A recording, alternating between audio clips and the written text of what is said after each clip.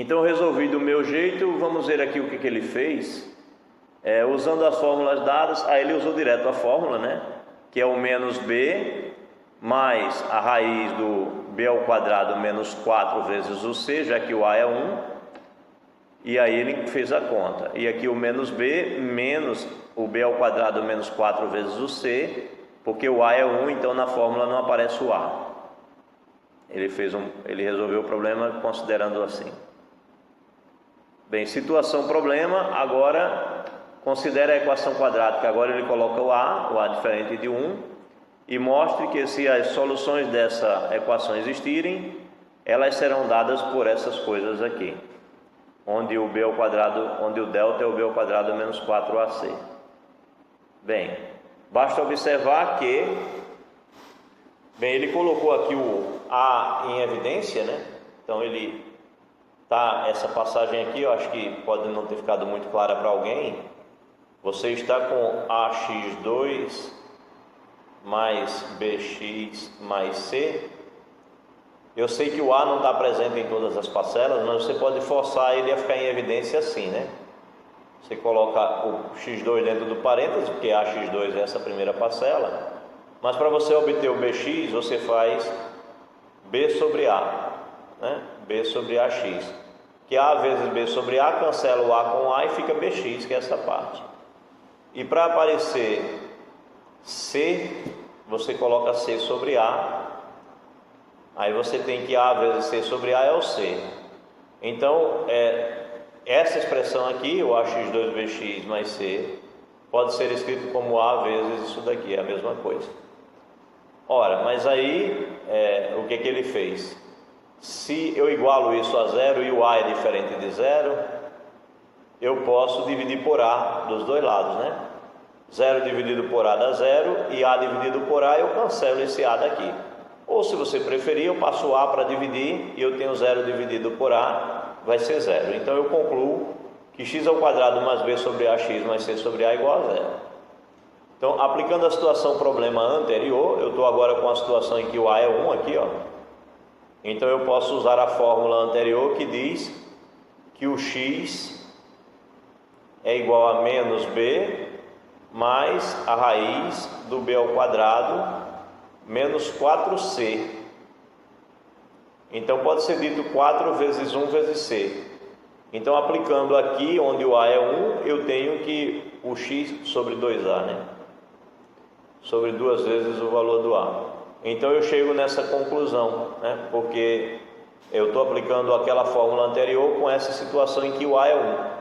Então eu tenho que de fato o x é menos b mais ou menos a raiz do delta sobre 2a para essa circunstância em que o a é diferente de 1 também. Bem, continuar descendo a página.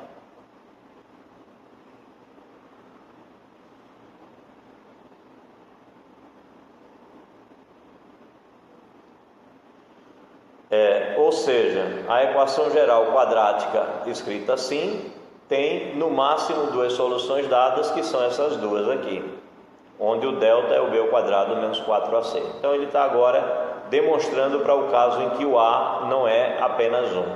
É uma outra forma de fazer. Faz primeiro para 1 e depois mostra que vale para o a diferente de 1 e o a aparece aqui diferente do caso anterior em que o a era 1. Aí a observação 1. A expressão delta igual a b ao quadrado menos 4ac é chamada de discriminante da equação ax2 mais bx mais c igual a 0 quando a é diferente de 0. E observação 2. O número de soluções reais dessa equação quando a é diferente de 0 é dado pelo sinal do discriminante, ou seja, ora, quando você vai fazer a conta, você vai se deparar sempre com a raiz do delta. E aí só tem algumas situações, né? Quando você tem um índice par de uma raiz qualquer, seja lá qual for a raiz, você vai ter duas respostas possíveis para essa raiz. Na verdade, você vai ter duas respostas para a equação e não para a raiz, porque a raiz é sempre positiva. Mas você pode fazer o mais ou o menos da raiz do delta.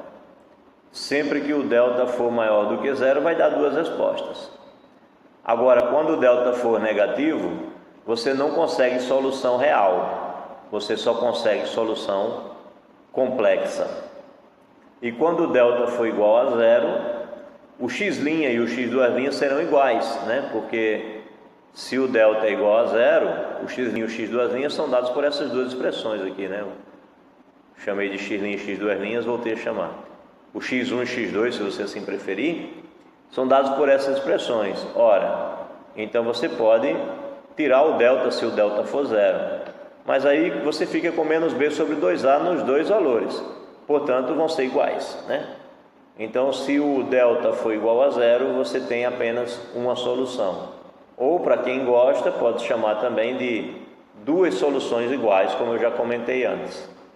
Então, em resumo, é isso que acontece. Você olha para o valor do delta, o discriminante, e você chega a essas conclusões que ele resumiu aqui. Se o delta é maior do que zero, tem duas soluções reais distintas. Se o delta é igual a zero, tem uma única solução ou duas soluções reais iguais. E se o delta for negativo, essa equação não tem solução real, tá? Repito, não tem solução real. Se o número for complexo, tem solução, né? Tá bom? Então, por exemplo, se aparece lá menos 4 e você vai extrair a raiz quadrada, lembre-se que isso, em termos de raiz quadrada para números complexos, isso vai ser mais ou menos 2i. Tá? Por quê? Porque 2i ao quadrado é exatamente 4 vezes menos 1, que é menos 4. Então, de fato, entre os números complexos, a menos 4 tem duas raízes, a raiz 2i e a raiz menos 2i. Portanto, essa informação só vale para números reais. Quando você está em números complexos, isso daqui também apresenta duas soluções. Apresenta duas soluções quando o discriminante é positivo, quando é negativo, e apresenta uma única solução quando o discriminante é nulo.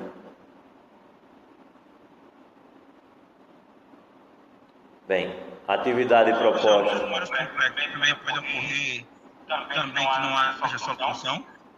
Como é? Nos números complexos também pode ocorrer que não haja solução, assim como os números reais. Pode ocorrer algum caso? De raízes de índice par, não.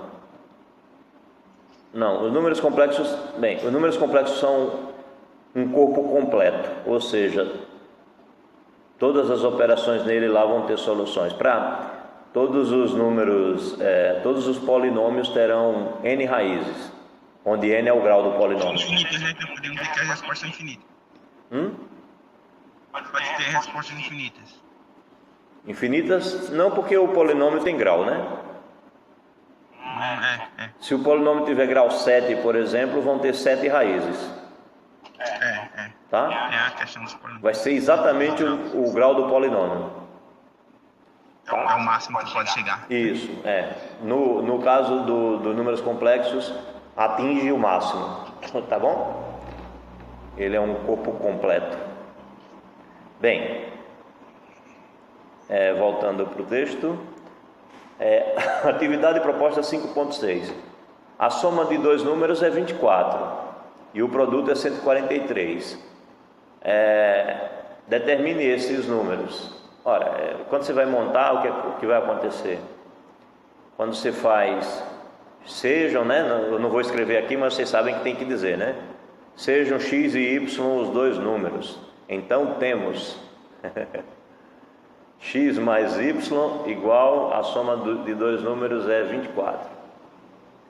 Eu tenho medo de não dizer isso aqui, e aí eu faço uma prova, o cara não diz, aí eu corto a questão, aí o cara diz assim: mas o senhor lá na aula fez. Não, eu não estou fazendo, tá? Eu estou dizendo a vocês que eu iria escrever aqui primeiro. Sejam x e y os dois números. Então, x mais y vai ser 24 e... Então temos, né? X mais y igual a 24 e o x vezes y vai ser igual a 143. Bem, o que acontece? Isso é um sistema, não é um sistema linear porque você tem um produto de duas incógnitas. Mas daqui você tem que, isto implica que x é igual a 24 menos y. Eu vou preferir dizer ao contrário, pode ser porque eu não gosto do y não, eu gosto mais do x. Então eu vou dizer assim, a gente vai criando os gostos, tá? Y é igual a 24 menos x. Ora, portanto, x vezes 24 menos x é igual a 143.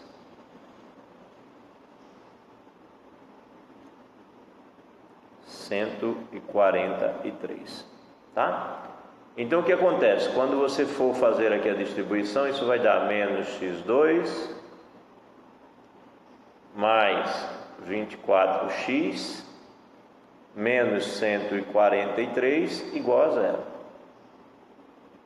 Então o que pede aqui? Determine esses números. Ora, aí você vai calcular o delta, e aí o delta vai ser 24 ao quadrado. Quanto dá isso? Se alguém estiver fazendo a conta aí para mim, eu agradeço. 16 vai 1, 96, 48, 6, 17, 576. Então vai dar 576, menos vezes menos dá mais, vezes menos dá menos, 4 vezes esse número, 4 vezes 3, 12 vai 1, 4 vezes 4 é 16, com 17 vai 1, 572. Então 576 menos 572, ou seja, você encontrou um delta igual a 4, e aí x1, né, ou x', ou x, seja lá o que for, x vaca e x perereca, não importa. Então vai ser o que? Menos b, menos 24, mais a raiz do delta, que é 2, dividido por 2a, o a é menos 1, então x1 vai ser igual a menos 22 dividido por menos 2, dá 11. E o x2 vai ser menos 24, menos 2, sobre menos 2, vai dar menos 26, né? Dividido por menos 2, dá 13. Então, segundo ele, a soma desses dois números dá 24, é verdade, e o produto deles dois dá 143. Bem, quando você multiplica por 11, fica assim, né? 13 e depois 13 de novo. Então vai dar 3, 4, 3, tá certo, dá 4, 3 não, 4, 143, é verdade. Então achamos aqui, é o 11 e o 13, ok? É assim que se faz essa atividade proposta. Claro, organizando a escrita, né? Isso aqui é um rascunho das ideias apenas, não é uma solução. Para ser chamada de solução tem que estar escrito corretamente. Observação, se você for fazer uma conta dessa e der um delta negativo, o que você faz, né? Se for fazer essa mesma questão e o delta der negativo, você para a questão? Não. Você acha os dois números complexos, cuja soma der o número que foi dado e cujo produto der o número que foi dado.